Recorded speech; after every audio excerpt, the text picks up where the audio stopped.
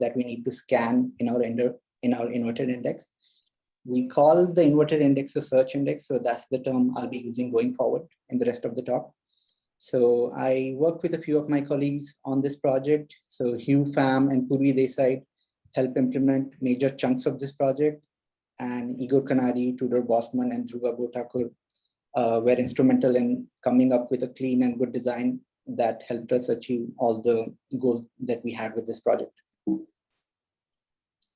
So here is the agenda for the talk. I'll first describe how we use RocksDB at Rockset. Then I'll describe how we use search index in Rockset and the problems with the existing search index. Then I'll describe the design of the new clustered search index and how it is better than the existing search index. So I assume none of you know what Rockset is, what we really do. So Rockset is basically an indexing database in the cloud. When you ingest your data in Rockset, we index it by all the fields in your documents, so that when you send a query to us, we can quickly retrieve all the documents that pass the predicates in your query. We call our index a converge index. This is because we do not create just one kind of index, but we create many kinds of indexes. So we have a row-based store, we have a column-based store, like any columnar database does. And we also have search index. So basically we have inverted index on all the fields in your documents. And we support real-time updates. So we do not batch updates. Instead, we apply them as they come in. So all the writes become visible and queryable with sub-second data latency. And we have a SQL query interface. So we needed to implement our own query compiler and query optimizer. So this optimizer is aware of all the different indexes that we have, and it picks the right index for a particular query so that we can achieve the best possible latency for the query. So how do we use RocksDB at Rockset? So RocksDB is the storage engine that we use to store all the user data. So when a user creates a collection, the collection gets sharded n ways. And for the data for each shard is stored in a RocksDB instance. And all the incoming writes get continuously applied to this RocksDB instance. All the indexes that we store are basically stored in this RocksDB instance as key value pairs. So for every incoming documents, we shred the document into many key value pairs and store it in the RocksDB instance. Every shard of a collection participates in executing every query. So the data received from every shard gets aggregated by the aggregator tier, as we will see in the next slide. So this is what the architecture looks like. So all the shards of a collection get assigned to a set of leaves. A leaf is a service that performs all the data indexing and data serving. When a query comes in, an aggregator turns a query into a query plan, and that query plan gets assigned to a set of aggregator workers and leaf workers. They together process the query plan, and eventually the result of the query gets returned to the user. Okay, so let me describe what the search index in Rockset looks like. So it is basically an inverted index where the field value maps to the doc ID. So here are two documents with doc ID 0 and 1. And for these doc IDs, we create three inverted indexes. One for the field name, another for the field company, and one more for field last active. So in the name inverted index, the field value Dhruva maps to doc ID 1, because in doc ID 1, name equals Dhruva, and Igor maps to doc ID 0, because in doc ID 0, name is equal to Igor. So you see the same thing in company and last active inverted index as well. So to retrieve all the docs where the name is Igor, what we do is we simply create a RocksDB iterator in the name inverted index with Igor as the key prefix. And then we scan the inverted index to get all the doc IDs where the name is Igor. So let's quickly see how we use the search index to process SQL queries. So here is a query that needs to retrieve name from all the docs in collection foo where company is equal to Rockset and last active is greater than 10th of August 2021. So for this query, we create two RocksDB iterators, one in the company inverted index with company equal to Rockset as the filter, and another in the last active inverted index. So each of these RocksDB iterator emit doc IDs that pass the corresponding predicate in the query. We put an AND iterator on top of these two iterators to only emit the doc IDs that pass both the predicates in the query. So this is essentially what happens in the background. So what is the problem with the existing search index? So in the existing search index, one key value pair in RocksDB corresponds to only one doc. So when we need to emit all the docs that pass a particular predicate in the query, we need those many number of RocksDB next calls. And RocksDB next is an expensive operation. For every RocksDB next call, RocksDB needs to look at its index of the LSM tree.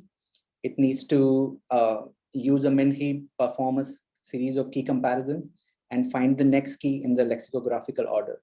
And these key comparisons are expensive and they consume a lot of CPU. So this caused our search index to have a very low throughput, and this was hurting our query latencies. So we decided to come up with a new block-based storage layout for our search index, where we could combine a lot of individual key value pairs into as few RocksDB keys as possible. This would help minimize the number of RocksDB next calls that we would need to do. The new search index would still need to support real-time updates because that's a product requirement. And updates should not make queries slow. This would actually become more clear as we go on. So ignore that point for now. And all of these blocks would still be stored in RocksDB as a key value pair. So another requirement is that all these blocks should not be more than tens of megs in size, which is the recommended size for RocksDB values. We call this new search index storage layout cluster search index because we form clusters from individual entries.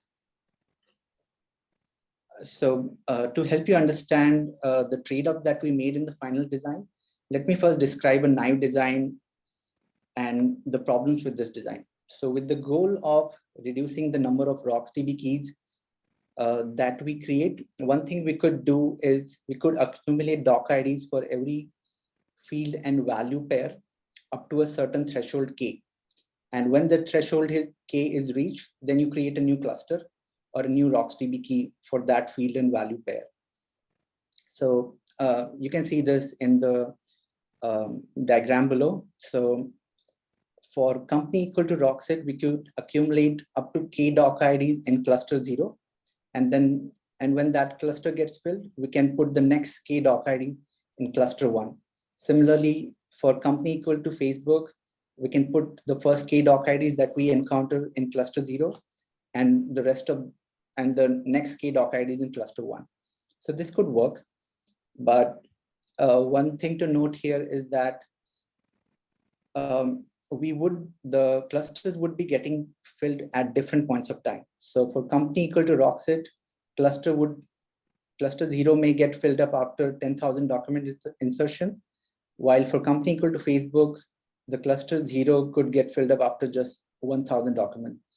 So in this design, we would need to explicitly track cluster boundaries for all the clusters of all the field values, both persistently and also in memory. We need these cluster boundaries to be able to apply the updates. So when a document update comes in, we need to first remove the doc ID from one of the clusters corresponding to the old field value and add the doc ID to one of the clusters corresponding to the new field value. Say, for example, the company changed from Rockset to Facebook.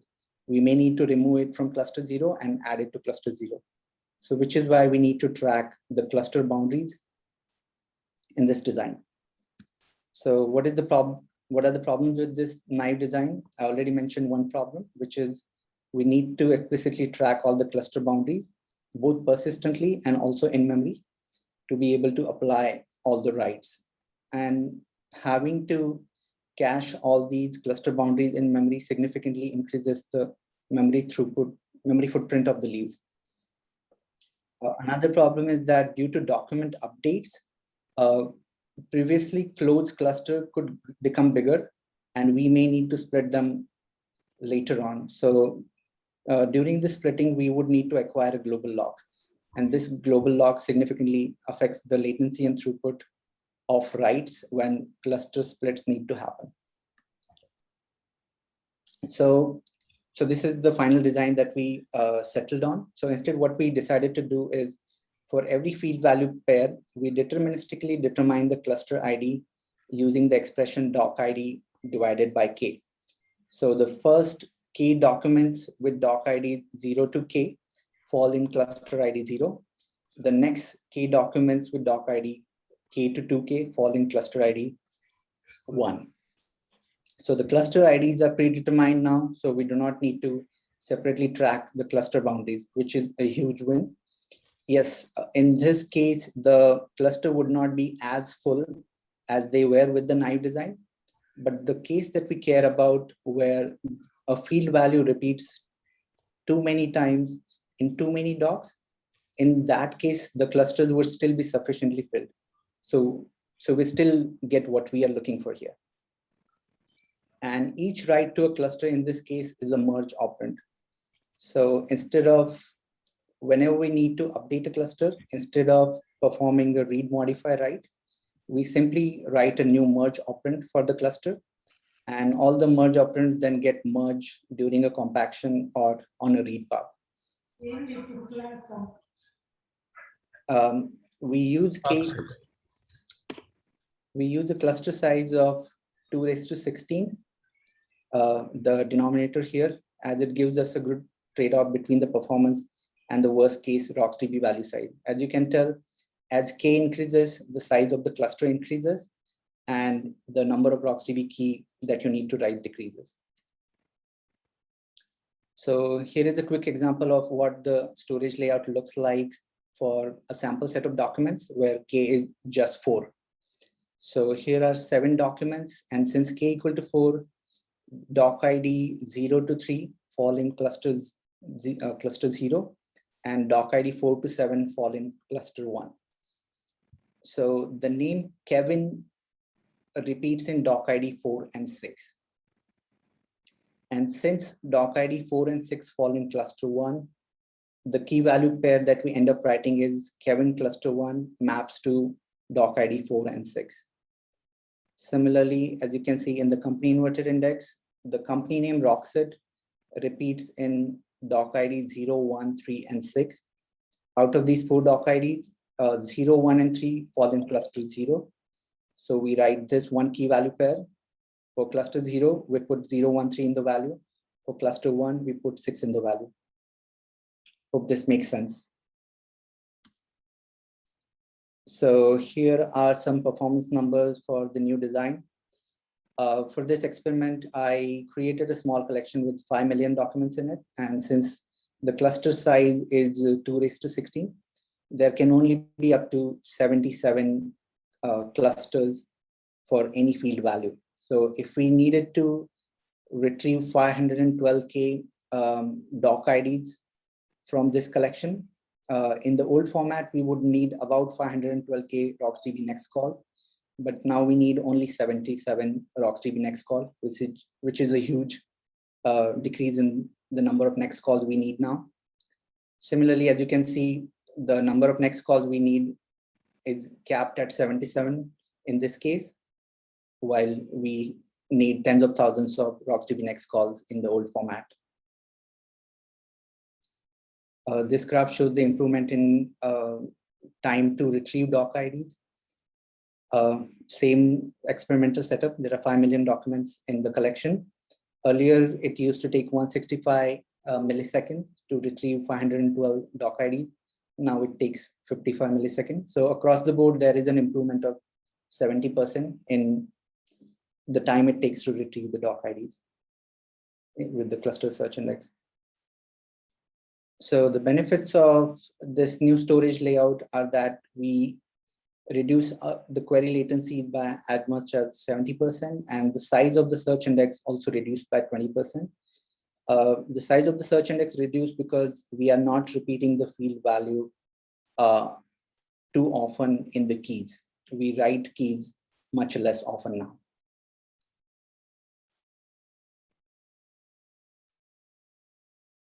Cool. So if there are a couple more slides that I can share if there is time. Ram, feel free to stop me if there is no time. Otherwise, I'll keep going.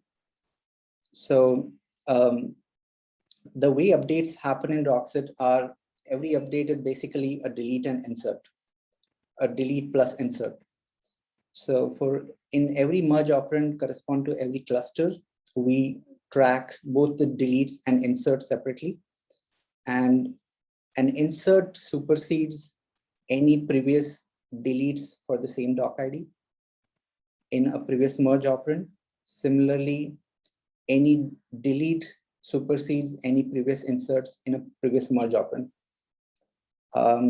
Let's look at the figure at the bottom. So the cluster 0 got updated multiple times. At time t equal to 0, we wrote a merge operand with inserts for doc ID 0 and 2. At time t equal to 1, we wrote another merge operand with insert for doc ID 3 and a delete for doc ID 0. At time t equal to 2, another operation happened with insert and delete. When we try to read this key, these three merge operands get merged and we get this final result where the deletes cancel the previous inserts and the inserts cancel the previous deletes. So finally, you only get inserts 1 and 3 in this case. So we're still able to perform all these operations even with the block-based storage layout. And another cool thing that we do is we are able to efficiently perform merge operations on the read path. So when full merge v2 is invoked, a RocksDB merge operation, from one of our query execution threads, which is a read-only thread, we already know that the merge value that we return to RocksDB, it would not get returned to RocksDB. So in this case, what we do is we do not serialize the merge value just to return to RocksDB. So we simply cache the merge value in the in-memory form and directly use it. And we return just an empty string to RocksDB. So this avoids the unnecessary cost of serialization and deserialization of the merge value. And it helps significantly reduce the time we spent on merging the merge operands on the read path, especially. Yeah, that's all I had to share for today. Let me know if there are any questions. There is a question in the chat channel. Yogeshwar, maybe you can just ask it directly to Sandeep. Yeah, so I mean, we are basically creating a reverse index of the document to be able to efficiently search and return, right, based on the query. So right. did you choose to build this on top of Rocks instead of like just indexing the doc in ES or Lucene? So we want to be, so we have multiple indexes, not just one kind of index. And we want to use only one storage engine. So that's one reason. So we store our columnar index, our row index, and also the inverted index in the same storage engine, which is RocksDB here. So that is one of the reasons.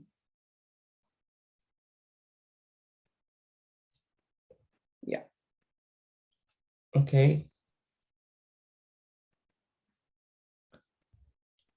So when an update happens, sorry, I'm just following. And also, I think Elasticsearch is batch-based updates, right? We want to be able to perform our updates in real time. I imagine Elasticsearch applies updates in batches.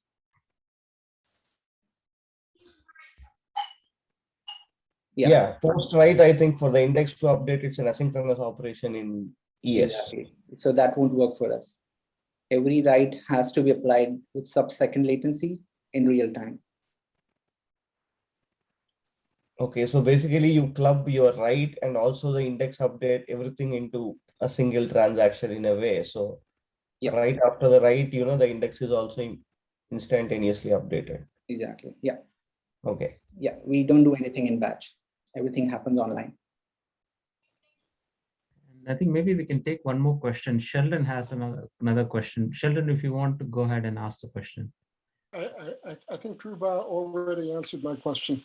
Okay, that's good then. Okay, so then we'll wrap up this session. Sandeep, thanks a lot for your talk, and maybe at the end we can have kind of a general chat on and follow up with questions and things like that. For sake of keeping the schedule right, we'll switch over to Asad's presentation. Asad, please go ahead and share your presentation and start your session whenever you're ready. All right. I hope everybody can see the screen and hear me okay. Okay, awesome. So welcome everyone to my talk on rolling with RocksDB. My name is Asad Awadia. I'm a software dev here at a company, Miovision, in Kitchener-Waterloo, Canada.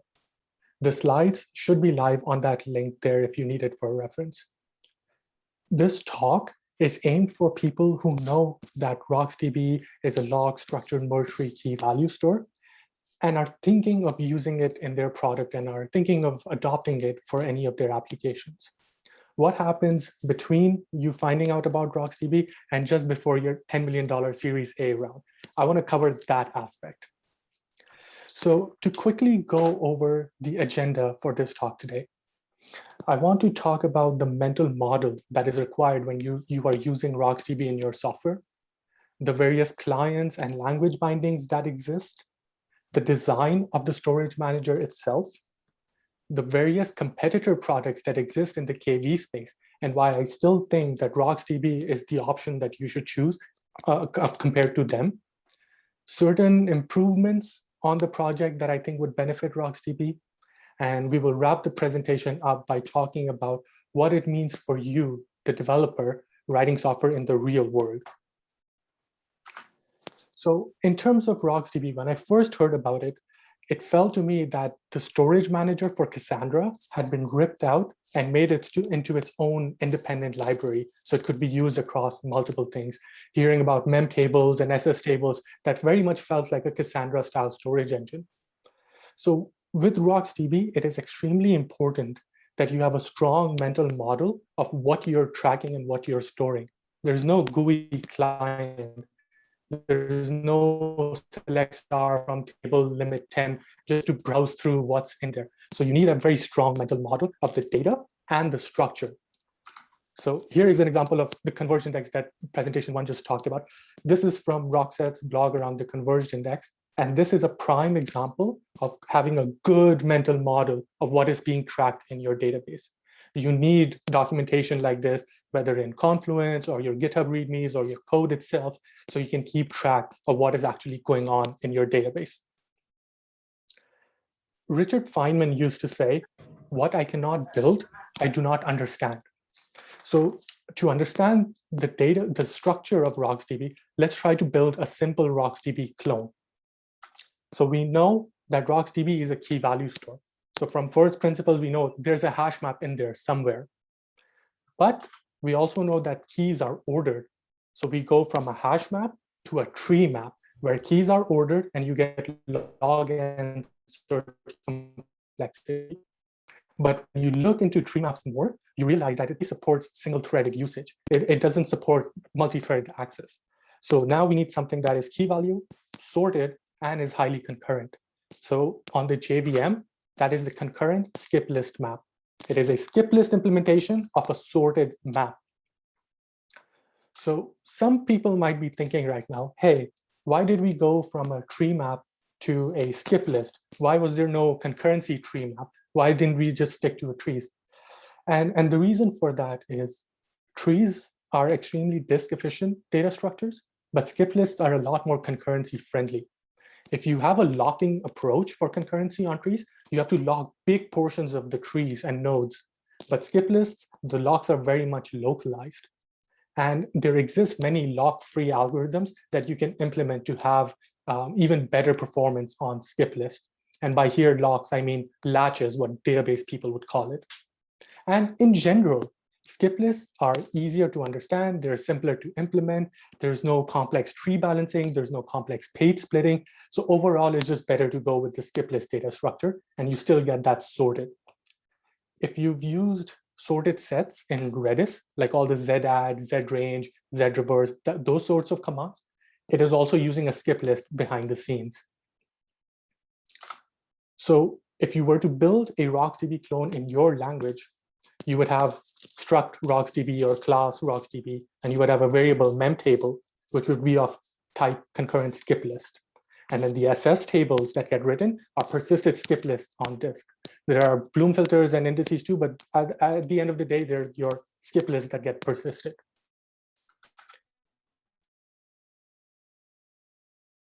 When I was first reading about RocksDB, and I realized that, oh, it keeps your data sorted on disk. This part really tripped me up. Like, how are they keeping the data sorted when new data comes in?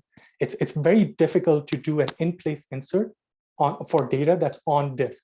You have to read it back, edit it, and then write it back out. It's horribly inefficient. So it's like, how are they doing this? So reading more into it, they're not doing it. It's different files that every time get persisted. So you loop over the skip list, and then you write the data in sorted order. And then it's one file, and then another file, and then another file. And then periodically you merge them together. That's why those files are immutable, because it's just so inefficient to go in and in-place insert sorted stuff. So you just compact them and then have the up-to-date value. So moving on towards clients and language bindings. So we know that RocksDB is an embedded storage manager. That means you take in a library in your application and you use that.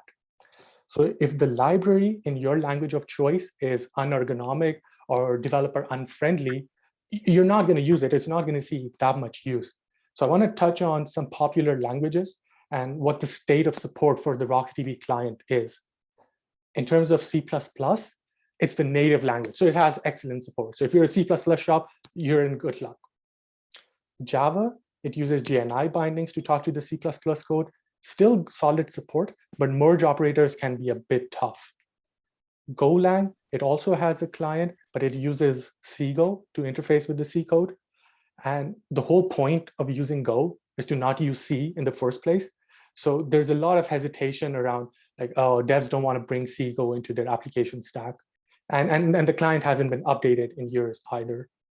In terms of Rust, you need some Arc mutex wrapping around the DB instance to keep it thread safe, which is a bit awkward because the Java client is just thread safe by default. You don't have to mutex wrap it. And NIM, which is a bit more niche language. It's a systems programming language inspired by Python. Surprisingly has a decent client, but it hasn't been updated in years. It has backups and checkpoints, but hasn't been updated. And Zig, another niche language, doesn't have an official client, but there is a GitHub issue that sort of hints that you can build RocksDB from source and then bring it into your Zig code. So moving on to our design, when we think about an embedded database, what are the two things it really needs to do first? It needs to deal with storage, reading from and writing to disk, and it needs to deal with concurrency. There's reliability and durability and crash proofing, and that's all separate. But the first two things it needs to do is be able to read write from disk and deal with concurrency, both at the thread level and at the transaction level. So an approach is to use mmap for storage. Just let the OS deal with it.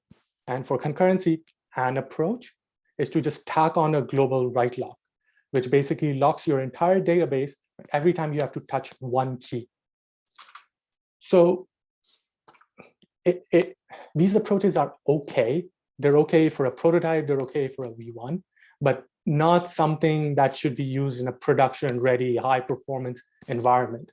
And thankfully, RocksDB does not use either of those. It does not use mmap, and in terms of concurrency, it has proper lock-free write grouping. So multiple threads synchronize their work and then commit directly in. There's a very good presentation by Nathan Bronson about how he implemented going from a log-based approach to a log-free write grouping approach. I highly recommend checking that out. But you can only have a single process writing to your database. so you can have multiple readers opening the same database, but you can only have a single writer. And it makes sense when you think about it. It's very hard. If you do the global concurrent global lock thing, you've got two processes, both with their independent lock, but the lock's local to the process. So it's very difficult to deal with this.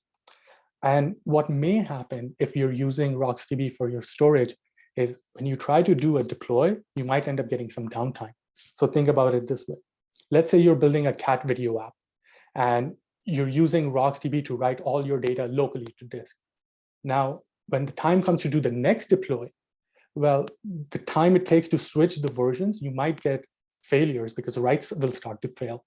And your app is the database now. So does that mean I have to start looking at my app like a database where I fail over from the primary to a secondary, deploy, switch over back, and then deploy again? But that would mean that I need a complete copy of my data set in a separate location. So I have to replicate all the data, deal with other consistency problems. And I went from writing a cat videos app that writes stuff to locally to disk and keeping things simple to building a distributed database. So it just blew things out of scope. And the reason I bring up single process writes is because there is a competitor product that supports multiple processes writing to the same database. So let's touch on the competitor products against RocksDB that exist in this space. The biggest one in every thread, in every discussion, in every tweet, LMDB. No matter what you write about RocksDB, there'll be somebody commenting like, hey, why are you not using LMDB? So LMDB supports multiple processes writing to the same database. And I think that is a killer feature that's missing from RocksDB. However, there are many caveats that make using LMDB very unergonomic, and I still think you should just go with RocksDB instead. Some of them include 512 byte keys maximum. Just, okay, you need to give a maximum database size when you open the database. Not necessarily known at the time. Every time you write your data, you have to flip your buffers. Extremely error prone. It uses Nmap, which sucks, and you can only have a single active write at the time, so it's effectively serialized.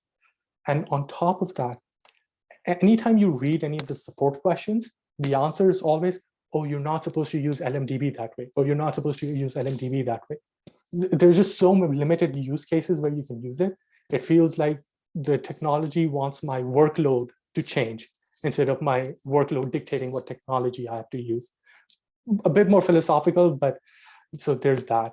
LMDB uses a copy on B tree, so it's not a lock structure mergery, so it's a bit more read optimized. No, I am not saying it has faster reads. I'm just saying it's a bit more read optimized. A big product that uses LMDB is Meilisearch, which is an open source alternative to Algolia. They evaluated RocksDB, but decided to go with LMDB instead. They didn't give a reason, but they said that, oh, we evaluated RocksDB, but we went with LMDB instead.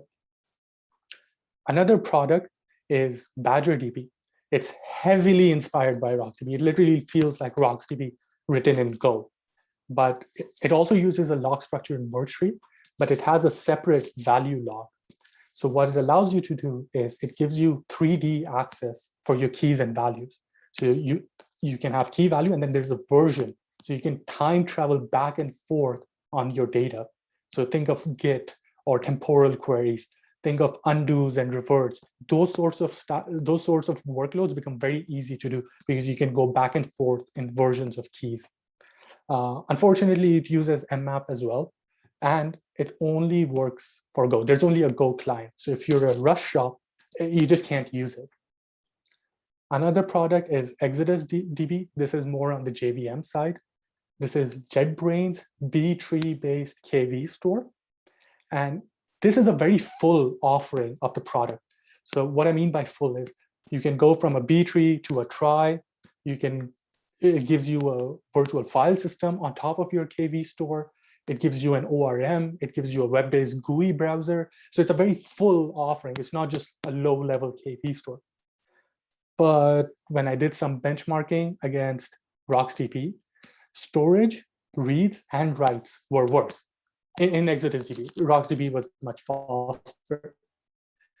And if you can use RockDB from the JVM, then it's just a tough ask to use Exhibit. And then the last one that I want to touch on is PebbleDB. And this is very interesting because CockroachDB, the distributed SQL database, used to use RocksDB as their storage manager and decided, hey, we don't want to use SQL, we don't want RocksDB. We're going to write our in-house version of, it doesn't have all the features, but like only the features they use and make PebbleDB and use that. And something interesting to note is BadgerDB did exist and it had a lot of the features that RocksDB has. They still decided not to use BadgerDB and write their own in-house version of a log structured merge tree based key value store. I think CockroachDB is the only large scale user of PebbleDB at the moment. So those are the competitors. And so let's quickly just talk about improvements. What can be made better in RocksDB? The very first one I would say is we need more clarity around storage device support. And what I mean by that is we know that RocksDB supports locally attached flash, but when you're in a cloud server or cloud system, it's very common to have this external volume mount that is attached over the network. So think EBS on AWS. Is that supported? Is that reliable? What about when you're in a Kubernetes environment and you've got persistent volume claims? Is that okay? Raspberry Pi with a USB stick, is that reliable? Can I use backups, checkpoints? So just having some clarity around that would be very nice to have. And this point is extremely important and very interesting because presentation number 4 in today's meetup is on this point. So I'm really interested to hear the developments that is going on in that. In terms of merge operators, the support in Java is slightly lacking. There is the long adder and the string appender, but it's very tough to write your own custom merge operators. And read, modify, write style transactions or workloads, they do come up very often. So you want to be able to merge and be able to retrieve the value without doing a secondary read in Java as well.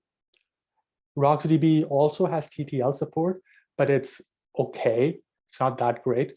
It's only supported at the full database level. You can't pick and choose and keys. And if you accidentally open the same database without the TTL option, you may silently corrupt it. So the TTL support, although there, I don't think a lot of people are using it. And the last one, but definitely not the least, is just support in general. You use RocksDB, you're going to run into issues, you're going to run into errors, very likely. And what are you going to do? You're going to Google it. And you're going to try to figure out how to solve it. You're going to try to find references that other people have done to do it. And it's going to be very tough to do that. The Facebook developer group, which is like the first point of contact, is quasi-deserted. There's no Slack, there's no Gitter, there's no Discord. Very few people are blogging about it. The YouTube videos are 5 years old. So just general support around the project needs to be improved. So wrapping everything up and bringing the presentation to a close, what does it mean for you, the developer, to use RocksDB in the real world? And like with most things in software, the answer is it depends. If you are doing primarily business value style software development, and what I mean by that is your boss comes to you and he tells you that, hey, we want to build a cat videos app and we're going to put ads all on top of it. That's a very business value style software development. In those sorts of situations, it will be very tough to justify using RocksDB and writing all the custom tooling that comes with it. However, if you are in a position where you're there to add technical value to the organization, so think of having something like MySQL, where the InnoDB storage engine just doesn't work for your workloads anymore, and you want to get rid of it and then put RocksDB under it and make MyRocks.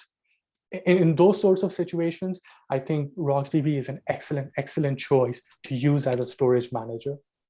There's another example of streams.io. They do a lot of real-time feeds, WebSocket style stuff, and they got phenomenal performance by using RocksDB for their feed engine. So if you're literally doing something optimized for your use case, where you're taking some software and just optimizing and catering it for your use case, I think RocksDB is an excellent choice for a storage manager to use and build your application on top of it. With that, I would like to end my presentation. Thank you everybody for listening. This was Rolling with RocksDB. My name again is Asad Awadia. The slides are available on that link right there. And if you have any questions, please post in the chat and let me know if you have any feedback for me. Thank you so much. Hey, thanks a lot, Azad. Right on time. And I think we have a 5-minute break coming up. And thanks for the suggestions. I think some of your improvement suggestions, I think probably will respond at the end of the sessions. Actually, we are up on time now, or we can follow up separately also. But I think all are valid points, and some of the things we have things in the pipeline. So seeing, I think, do you want to give a quick update on these things, or I think should we take it up later? I should take up Later. maybe. Okay, thanks. Yeah, let's keep the time then. Okay, so 5-minute break. Let's reconvene at 6:05 sharply because there is a lightning presentation after that. So please come back at 6:05. Thank you.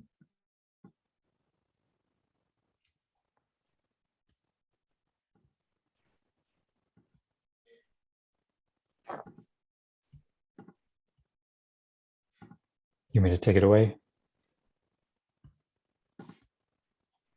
Okay. All right. Yes. Welcome back. I'm Peter Dillinger from Facebook, and I'm going to quickly talk to you about an update on a topic that I talked about at the Rockset meetup some months ago, the ribbon filter. I went into some technical detail then, and now I'm going to tell you why you should probably switch. The feature is now available in production in RocksDB. And so let's dig in.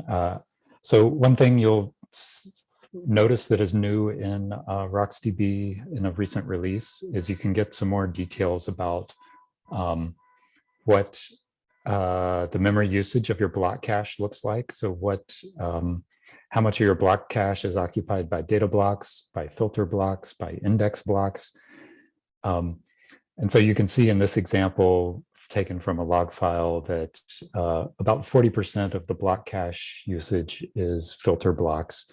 And so the block cache is usually most of the memory that RocksDB is using.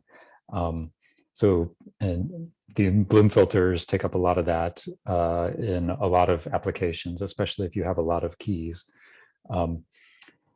And so this new feature gives you some insight into that more than before.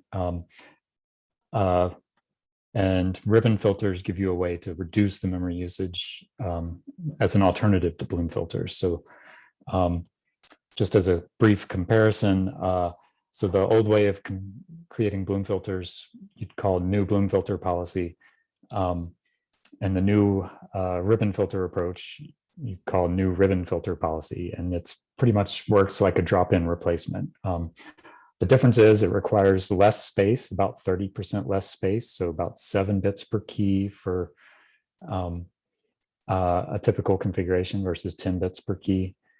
And by the way, the job of the Bloom filter here, or the ribbon filter, is to skip unnecessary read IOs. So it has a really important job for get point lookups and prefix seeks. So anyway, if you do a little bit of, so it saves about 30% space, but it's a few times more CPU usage, especially during construction, but also to some extent during query. But we can think of it as about 3+ times as much CPU usage. But so like, is that a good trade-off? And that's a good question to ask. And so one way to analyze this is what is the cost of memory versus what is the cost of CPU? So you can figure out, what is the cost of having X amount of memory over some lifetime. You can figure out that here I'm using ATO dollars, which is a billionth of a dollar. So to hold one key in memory for 1 second costs 140 ATO dollars for Bloom filter. or it costs, this much less for a ribbon filter. And we can figure out, how much does it cost for the operations to generate and query. It costs this much per key, and the ribbon filter costs a few times more. But anyway, the cost even the break-even point in cost is around 1 hour, assuming a generous number of queries. Well, it could be less or more likely less. And this actually, so basically, if you hold the filter in memory longer than an hour, the ribbon filter is almost certainly going to pay off. And less than a half hour, or the bloom filter is likely to pay off, depending on how many queries versus construction you do. So anyway, at 1 hour, this translates to 24 device writes per day. So basically, the bloom filter only makes sense if you're like rewriting your whole database through compaction 24 times a day. And Flash devices, typical device writes per day that they can tolerate in their lifetime is 1/2 to 5 DWPD. So I think the point I'm trying to make is that when you analyze the hardware costs, it seems like the ribbon filter is kind of a win. So I encourage you to go read more about it on the RocksDB wiki. If you're interested in all the crazy technical details, we now have a paper up on the archive with that. And that does it for me. If you have any questions, if we have time for questions. Thanks, Peter. I have a question. Go. Peter? Yeah. Is there support today or plans for, I guess, tiered filters where you're using the CPU light filters and not worrying about memory at the upper levels of the LSM tree, and then ribbon filter at the lower? Yeah, that's actually one of the ways that we can cheat is to take advantage of that. It hasn't been implemented yet. It's in the plans. There's enough machinery in the public APIs that people can do that themselves. But there's some concerns around like trivial moves and people running into unexpected things. But I should probably just get it done.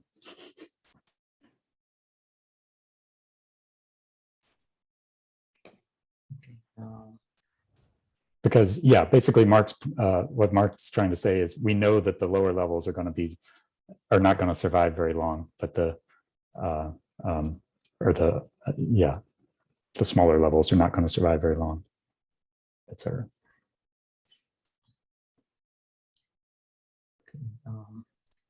Can someone share the archive link for your paper in the chat so it lingers? Sure.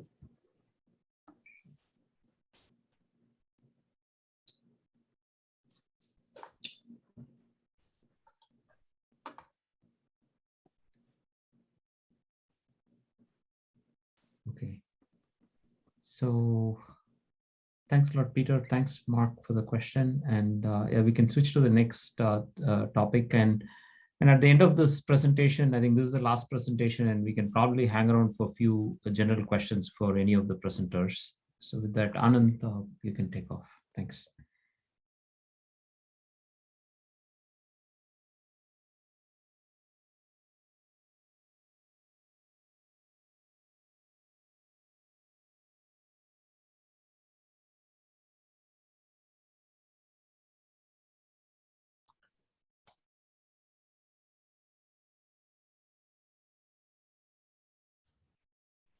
Sorry, are you guys able to hear me? Yes. We can't see your presentation. We can hear you fine. Okay. Yeah, sorry about the slight delay. So yeah, my name is Anand Anantabotla. I'm a software engineer at Facebook. I'm going to be doing this presentation with a couple of colleagues of mine, Chi Chao, Kao, and Jay Zhuang.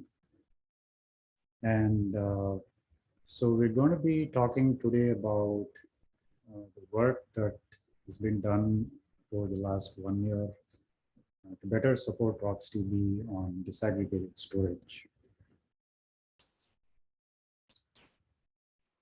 So what is disaggregated storage? It's basically a large pool of storage that's accessible by hosts somewhere over the network. And it's a shared pool of storage, so many hosts can connect to it and consume capacity on demand. So RocksDB historically has been predominantly used with direct attached flash, at least in Facebook and also generally in the rest of the industry. So why are we looking at disaggregated storage now? So one of the biggest reasons why is because of the elasticity that it provides, which means that we can scale compute and storage capacity independently. And this allows very flexible compute storage ratios, which is not possible with direct attached flash.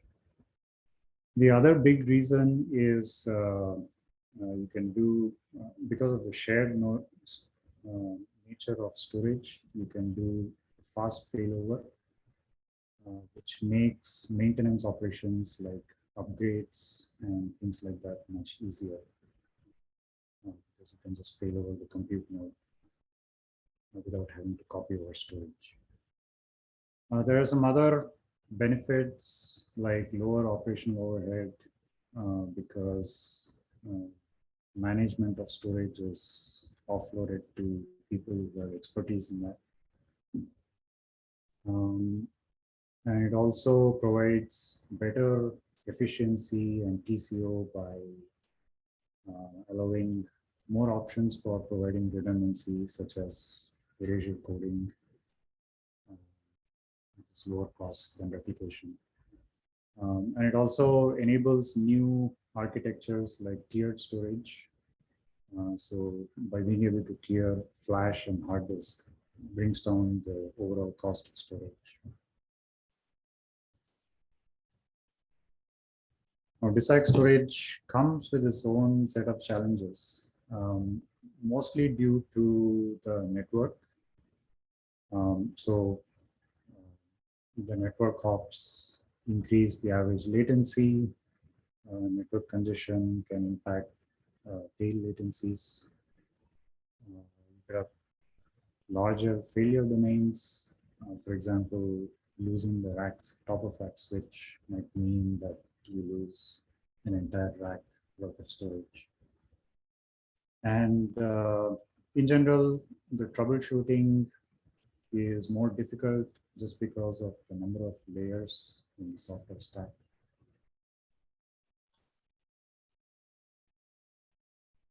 So when designing RocksDB features for disaggregated storage, we made a few core assumptions about what the storage will look like and what capabilities it provides. So at a basic level, we expect it to be file-based.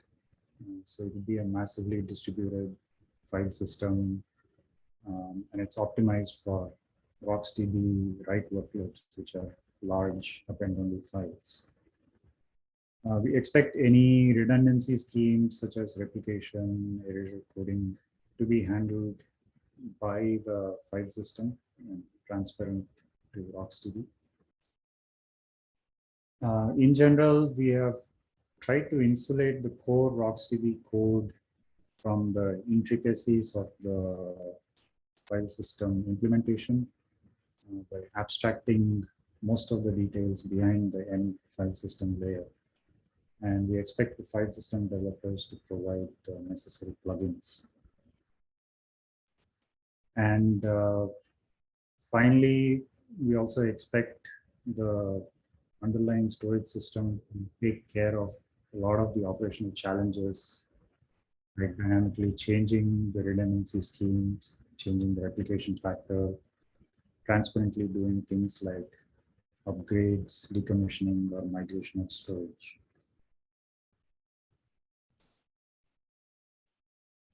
So this diagram is sort of the long-term vision for how we think RocksDB should work on disaggregated storage. Some of these we have implemented, and a couple of these are in progress, and we have some longer-term things in mind. So we started with a basic RocksDB instance with its database files on the disaggregated storage. We added the ability to cache blocks locally in order to reduce the network traffic and improve performance. Then we took compactions, which tend to be bursty and are more CPU and storage intensive, and implemented the capability to move them to a separate compute node pool, where they can be consolidated and managed more efficiently.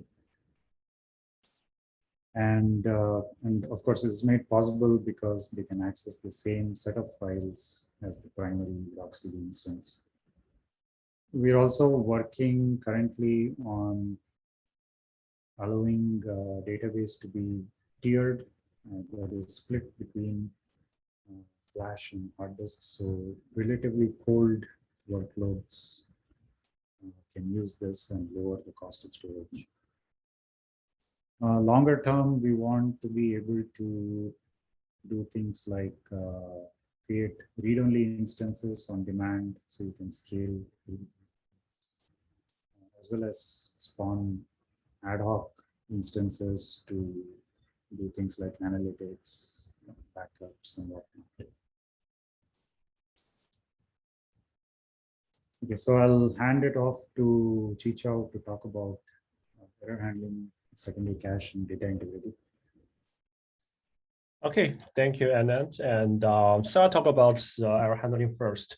So actually, we know that after we migrate all the SSD files from the local to the remote sites, actually all the IOs are transmitted through the network and processed by the backend storage. That might be a distributed storage layer or a system. So the error types for the writes is are more complicated. We may have different scopes of failure. For example, maybe partial of the file is unavailable because of striping, or maybe the file is not accessible, or even the whole system is down. So actually, we need to handle all those cases, and it is hard. So the first reason is that error types are complicated, and second reason is we have more errors comes out because of network and the backend system.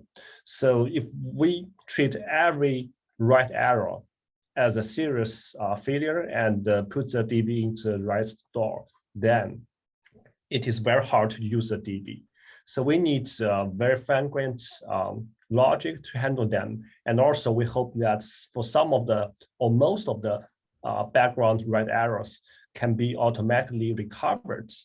And then in this case, we are able to use RocksDB on top of the remote storage in a good way. Okay. Next. Yeah. So based on those observations, we have the following error handling logic. So first, when RocksDB receives one IO error, for example, it is error from the backend when we write the SSD files doing the compaction. Then we will identify the error type. For example, we need to know whether the error is retrievable and what's the scope of the error, and also what's the background work that causes this error. Then, based on those information, we map those the error to one of the error severity, and based on the error severity, we will put the DB into a read-only mode, or we can continue let the DB receive the read and write.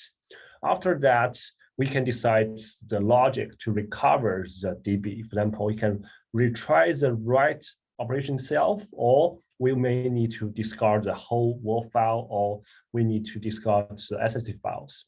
And finally, after the backend separate recovery threads doing the it finished its recovery, the results will be returned to the user. It is successful, then the error will be cleaned. If it is not successful, RocksDB will track that error and still let the user to decide whether they need to relaunch DB or not. So in the current RocksDB, we focus on the following type of the errors. For example, if the error is retrievable or not. If the error is retrievable, which means the data is still can be trusted, but we need to rewrite it again. The backend may create another file to write the data. Also, we need to know about the error scope. If it is a range of file scope error, maybe just do a rewrite. If that is a file system error, maybe we may not be able to write the data to the system. Also, based on all those different error types and categories, we can map them to the 4 categories of the severity. The first level is a soft error, so it is the lighter one in the system. Most likely, the error does not influence the DB read and write, so we will not put into the write store mode. Also, we can recover it, or we can ignore it directly in the backend. And in some cases, we have the hard error. So hard errors usually will let DB be read only. So we'll have the write store, and the recovery logic need to jump in to do the auto recovery, or we may need the user to do the recovery. But in some special cases, for example, if we have the flush, also we do not use the write head log, or if that error happens during compaction, actually we can still allow the user to do the write. All those write will be buffered in the name table until it's full. So this is the special part.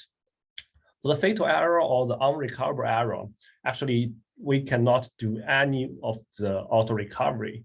We directly send the information to the user, then the user or the application, upper layer application, needs to decide what's the way to recover the data back.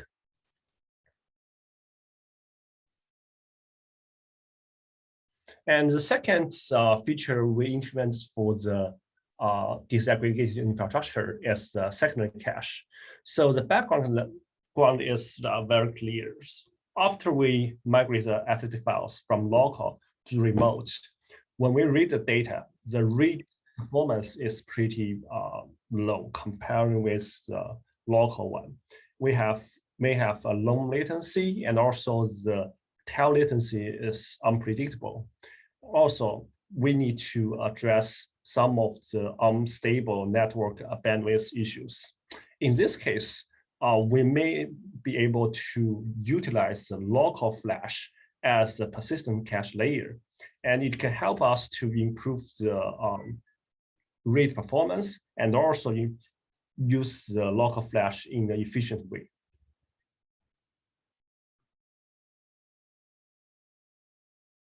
And here is the design. Actually, the local flash cache is a secondary layer for the block cache, which means all the data blocks that are read out from the remote site will be cached in the DRAM first. And then after they are evicted from the block cache, they are being inserted to the secondary cache.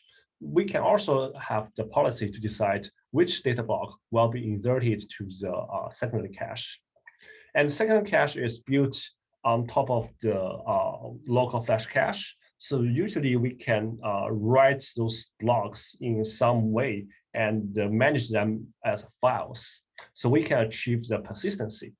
And in this way, which means after we shut down 1 DB and we restart it in a short period of time, we are able to quickly get the data blocks from the secondary cache if they are not evaded by the system.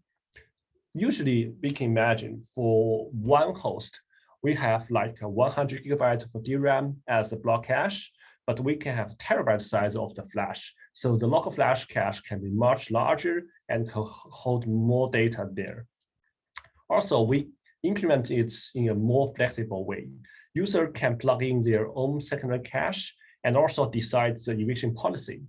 And it is not controlled by the RocksDB. So user can just give their policy and their design.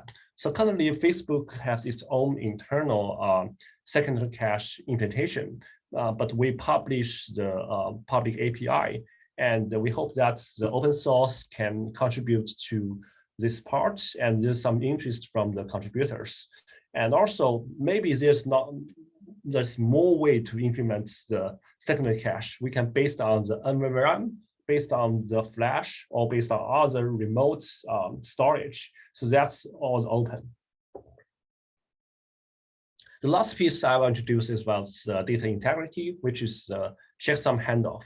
So as we send out the data from the computing side to the storage side, it will go through layers of a stack from the OS IO network to remote clients and remote server. At any stage, we'll have the possibility to get data corruption. So catching the data corruption as early as possible is important. Otherwise, we may have the silent corruption. And it is different if we compare it in the local storage. If we use the widely used file system like EX4, XFS, we are not able to make the file system be able to verify the data, like the checksum of the data. But in the remote storage side, usually they already have the data verification from the client to the server. Then it's possible that we can plug in some of the checksum handoff mechanism at RocksDB and send the verification information together with the data to the remote storage, and we can verify at each stage. So after we get the error, it will be returned to the RocksDB directly, and RocksDB will take action to either rewrite the data or discard the whole file. Next one.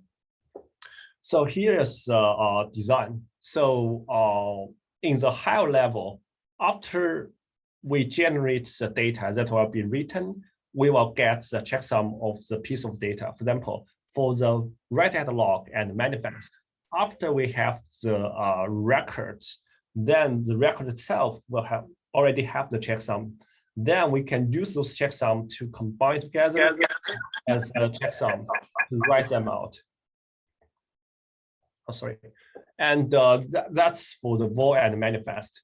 For the SSD file, since the block is not aligned, we need to calculate the checksum after we get the whole block in the write-block file writer. And in the next stage, we will combine the data with the checksum together and send out to the storage layer in a new append API. So in the lower layer, the checksum can be verified by the storage layer, like the remote storage client or the server sites. Throughout the whole way, we have good protection for data, and RocksDB is able to catch the data corruption as early as possible. So I'll switch to Jay to introduce about compaction, remote compaction. Hello, this is Jay. I'll quickly talk about remote compaction. So remote compaction feature enables the user to offload background compaction job to remote host, which you can distribute the compaction load. It's not a new idea. We talked about that in the last meetup. Today we are officially supporting that. Next slide. So remote compaction has lots of benefits. It has reliability, efficiency, and performance, and manageability. Put it a simple way that RocksDB compaction is hard to tune. It's a common problem for all LSM tree.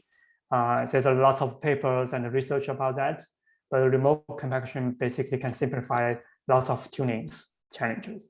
Next slide. And here's the overview of the remote compaction.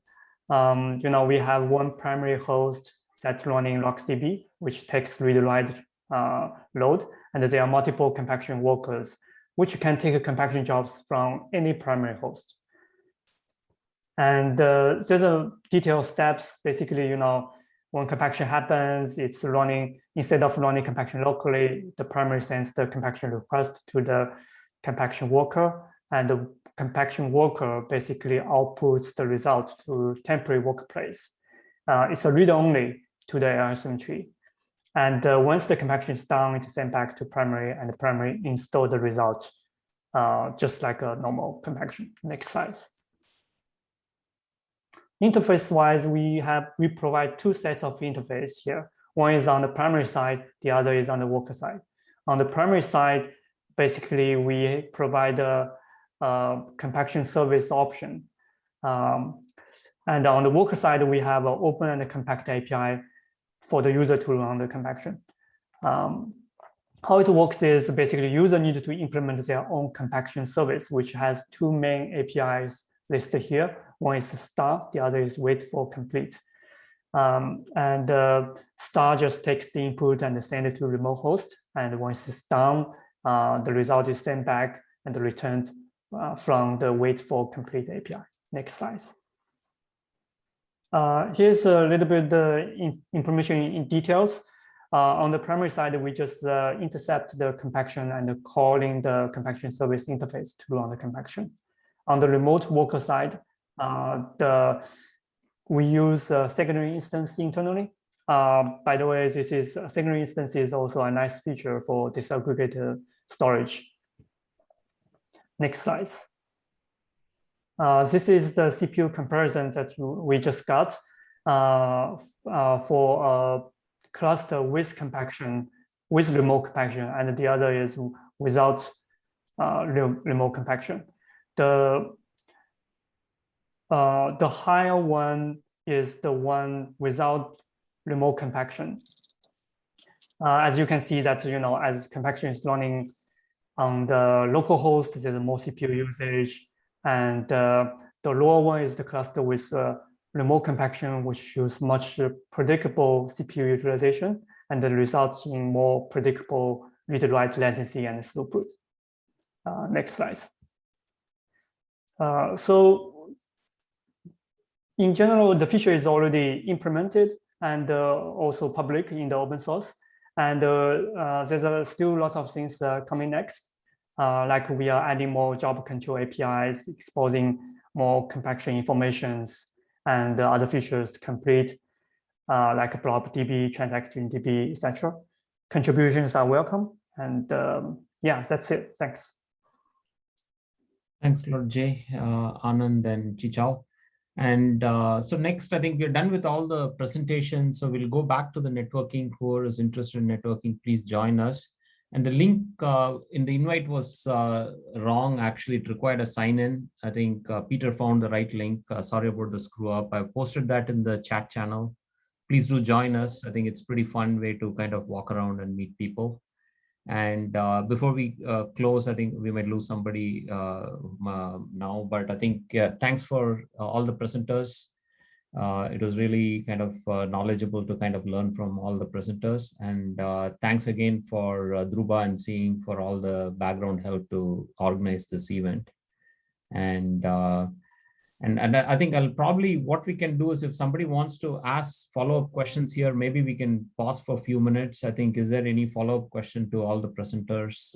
We can probably spend 5 minutes and then go to the networking. So any questions to the presenters, starting with the last session, right? And then we can go back. It's not a question, but a request. All the slides will be available. Yes, I'll post it after the meeting. I think I'll collect all the slides and put it in some cloud store where everybody can access. And also the Zoom recording also will post it. Yeah. And the second question is the networking, not the people networking, but when you do this disengaged or whatever, disaggregated, I can't remember the remote storage. Can you hear me? Sorry, my microphone could be. So when you do the last one, right, the remote storage thing, did you guys the networking latency is a main, physical barrier that for many years people don't do this, separate the compute and storage, and so they can scale independently. But the most problem is it's because of physics, because the networking is a choking, matter such that your remote storage is more than in reality is not really online. It's really just for archiving. So I'm not an expert on this, but I've heard there are some like new protocols, fiber, I can't remember the name, but some kind of fiber things, instead of just doing the regular TCP/IP. Do you guys look into that, or you guys just still rely on just old-fashioned TCP/IP? Because there are storage, vendors that are providing these high bandwidth. They claim to be similar to, a lot better than just a regular TCP based. Yeah, so we are mostly relying on TCP/IP based protocols. So these high-speed storage protocols, yeah, generally be block-based rather than file-based. Yeah, maybe next time I can dig out some papers on that, but I read through. But I have a lot of experience in this area. But people we try to do this years ago. I mean, as far as I can remember, even 10 years ago, I used to work in Microsoft. We try to do that, but in the end, it always has come down to when we do that, the network latency and the bottleneck that makes the remote storage not able to meet the requirement. I mean, like I said, you relegate it into becoming like archiving code data. So I wonder what has changed. What has changed that or maybe you guys have some like a scenario that you can talk about that it's better for this. But so what is the latency data or bandwidth you were talking about? Right. Yeah. So the latency is, I mean, on average, obviously, it's a bit worse. It's not. It's nothing like an order of magnitude worse. It's more, on average, it's more like a couple of hundred microseconds compared to direct attached, or maybe a little bit more than that. And the bandwidth is, network bandwidth is quite cheap nowadays, right? You have 25 gig, 100 gig Ethernet. So, but your remote server will probably have to have multiple of these Ethernet, right? Even 25 gig, if your remote server can really high density storage, like tens of terabytes, your 25 gig is not going to be enough, right? Do we have such hardware? I mean, I'm just curious to see the actual setup. It doesn't do any good if you have high density, you can't get the data out because your pipe is too small. Right. So in the use cases that we've deployed so far, and this is still a work in progress. Sure. Yeah, so they're not, in general, the application specific logic that consumes a lot of the CPU. And so the storage is really not saturated because most of the cycles are spent doing actual application logic. So it depends. I mean, it depends on your workload. If you have a very storage intensive workload, it's possible you start saturating the network and maybe remote storage, but we haven't seen that so far.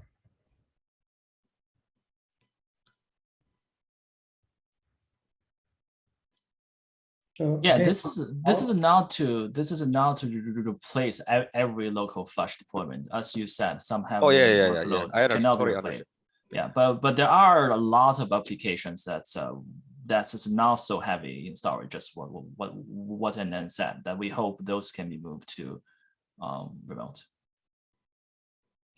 hey, how I can also share a little bit about how Rockset uses the remote compaction and disaggregated store. So for those use cases, for us, the reason the network, I mean, we can have disaggregated storage is because the data sets are big and the working set needs to be local to the compute nodes. So as long as your working set has, as long as you have configured your memory and your local SSD to encapsulate all your working set size, your database could still be quite big in size. And its network or network latency need not be the bottleneck for all your workloads. So the change, you asked like what has changed. I feel like one thing that has changed is that the volume of data has increased and there's a good set of data that is kind of warm and cold, and Okay. other piece is hot, which is why disaggregated store makes a lot of sense for those use cases. Yeah. I can totally understand this one for the code data, but today in the industry, I mean, where I come from, past experience, a lot of time the cold storage, before RocksDB have the capability, most often the pattern I see is the code data, we write some logic that write to some, object store or, those kind of stuff. So I guess with this RocksDB, this one, so those cold store data, if you're not really picky about latency, you still have the capability of integrated query and all that stuff, right? Because otherwise, if you push the code data to really archiving all that stuff, that's not only code, but you can't do query, you cannot do query, all that stuff, because it's completely stored as a sort of object store, and also you have to read them into your hot partition and memory and do that. With this, you can essentially do integrated hot, cold, warm, or a combination of them do query, right? If people can take that, latency. Usually, if you do that, then your latency is going to be the longest one. So that's what I think this is, because the code, the cold storage story, people have been dealing with that. When I was in Azure, cold storage would put into the low cost, Microsoft Store stuff. But then, you can't really query it. You have to write it back. So I assume with this, now I can do, like, for example, I can do an iterator that goes through my hot data.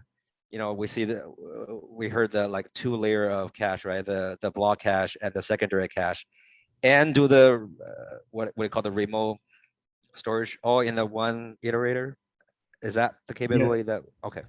Yes. Yeah. So point lookup. Okay, that makes sense. Okay, that makes sense. Cool. Any other question for any of the presenters?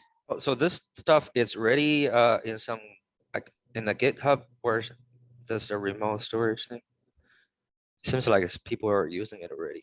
What stage?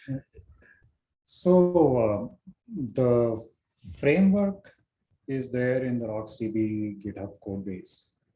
Now for features like secondary cache and the remote compaction, it requires plugins. And also, of course, the underlying storage implementation, maybe HDFS or something else, needs to provide a plugin as well. So we're using it in Facebook currently with Facebook proprietary software components. But for open source community to use it, we need some community contributions of these plugins. Hey, Anand, I have a follow-up question. I think Facebook has this open source called Flash Cache, right? So is there a way where the local SSD could be Flash Cache and it's actually built, or the plugins are actually part of the RocksDB code itself, where if I want the SSD to be Flash Cache, then it's just kind of nobody has to go to two different places and assemble things together. Yeah, that should be possible. I mean, I'm not that familiar with Flash Cache, but yeah, if someone is able to develop a plugin for it, it can definitely be posted in the RocksDB source code.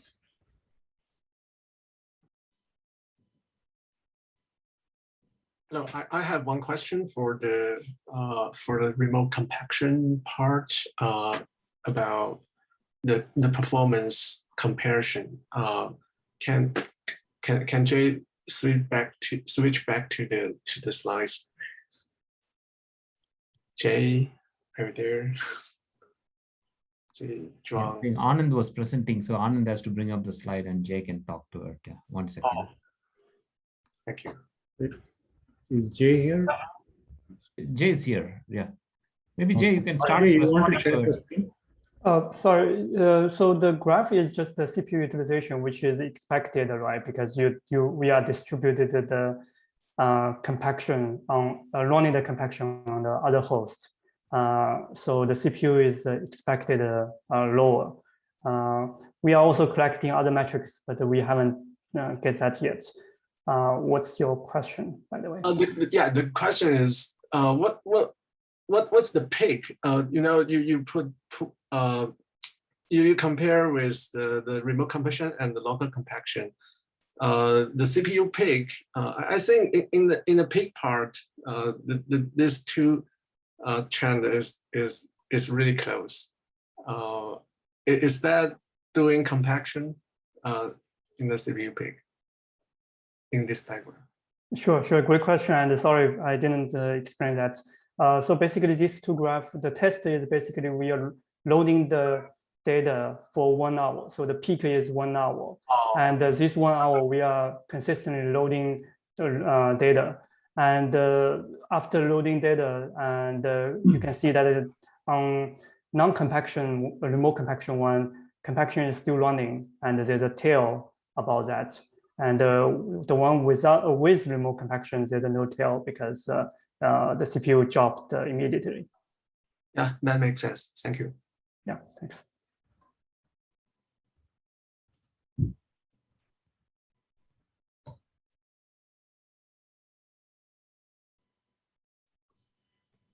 So any other questions for any of the presenters?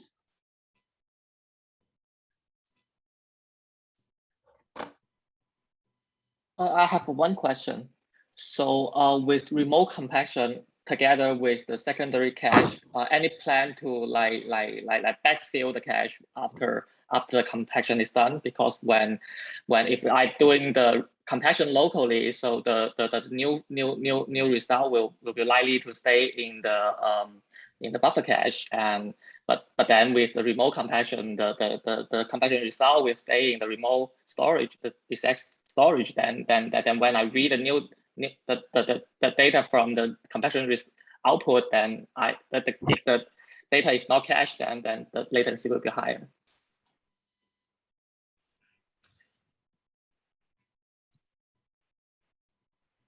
So my question is there any refill mechanism considered? Yeah, we are looking at some cache warming mechanisms. So what we have right now is we have the ability to warm up the cache when we do a memtable flush. So yeah, so basically when you write out an L0 file, we can warm the cache with those blocks. We do plan to extend it to compaction, but that's not available yet. Got it.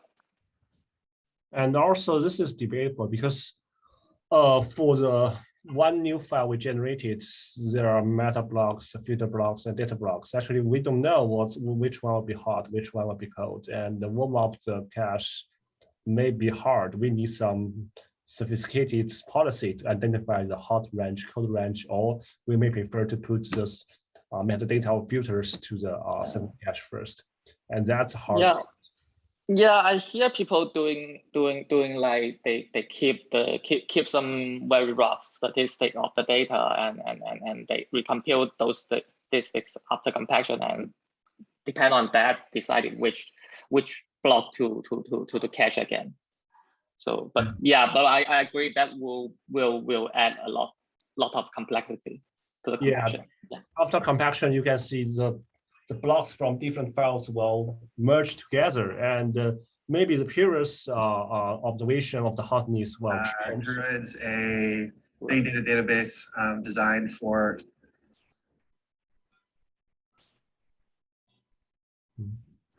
Sorry, was that? Heard some crosstalk. Ashwin, you really wanted to talk, or was it unintentional? Sorry, my mistake. My last.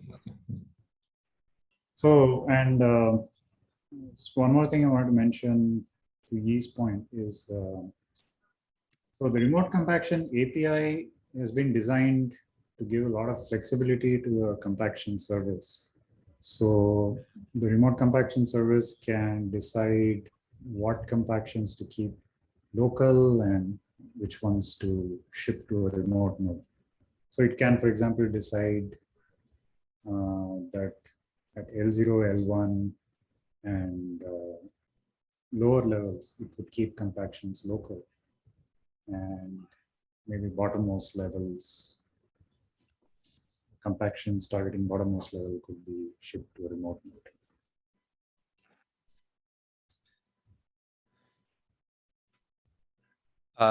I have one last question. I don't know if it's for this forum or it should be in the networking. It's about somebody raised about the RocksDB support, like, you know, discussion group and things like that. Should it be addressed here or in the networking session? So, so I think probably I can give a quick overview. I think we're trying to be more active in the forum as much as we can. We are a small team, right? Sure. And this is where we really need open source participation also, right? I think, Right. We have seen some people responding to the forum, but we really need the open source community to be more engaged in these discussions. Right. And we are definitely trying to do our due, and we check the forums on a daily basis, and on-call transfer, we check it. I see. This is some place where I think open source can be more active and provide better kind of an ecosystem, right? Okay. And we do, in terms of source contribution, I think we have a good clip, I think 15 to 20% contribution from open source community, which keeps the environment thriving. But yeah, I think it's the whole community should probably pick up the engagement, right? I think so that the small team of like less than 10 people are not on the burden to support the whole community, right? I think this is where this is definitely an ask to the community also, right? And we are trying to do our best, but community, it'll be good if community can step up also. And maybe I think it's a good segue. Seeing if you want, you can respond to Asad. I think he had two more, I think his storage options probably are addressed a little bit today. But for the merge operator and for one other question he had, right, I think seeing if you can respond, it will be good. That way the group also can benefit. I don't know, maybe seeing has gone to the... Yeah, in gathering, I think we should take offline. I think it's already. Okay, sure. Thanks. Any other question from the group?